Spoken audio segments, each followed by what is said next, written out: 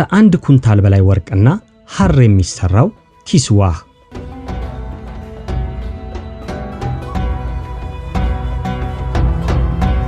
በዓለም ላይ ትልቁን የልብስ ስፌት ማሽን በመጠቀም አንድ ላይ ይሰፋሉ።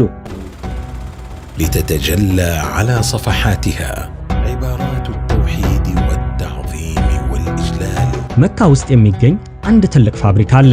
ይህ ከ200 በላይ ሰራተኞች ያሉት በሳውዲ መንግስት ስር የሚተዳደር ፋብሪካ የተቋቋመው አንድ ነገር ብቻ ለመስራት ታቅዶ ነው።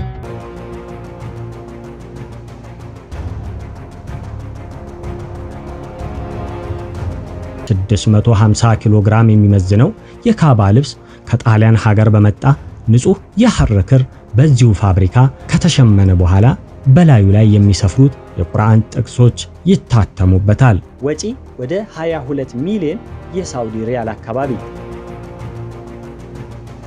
በጥልፍ ሥራ የመጨረሻ ደረጃ በደረሱ የጥበብ ባለሙያዎች በቀለም ምልክት በተደረገበት ጽሑፍ ከጀርመን ሀገር በመጣ የወርቅ ክር ይጠልፉታል። ይህ ከ24 ካራት ንጹህ ወርቅ የሚሰራው የወርቅ ክር 1 ኩንታል ከ20 ኪሎ የሚመዝን ነው። የኪስዋህ ቁሳቁሶችና ወጪ የተፈጥሮ ሐር 670 ኪሎ ግራም፣ የወርቅና የብር ሽቦ 150 ኪሎ ግራም፣ ጠቅላላ አካባቢ 658 ካሬ ሜትር። المشرفة وكذلك على الآيات القرآنية في أسفل الحزام لتروي أحداث عام مضى.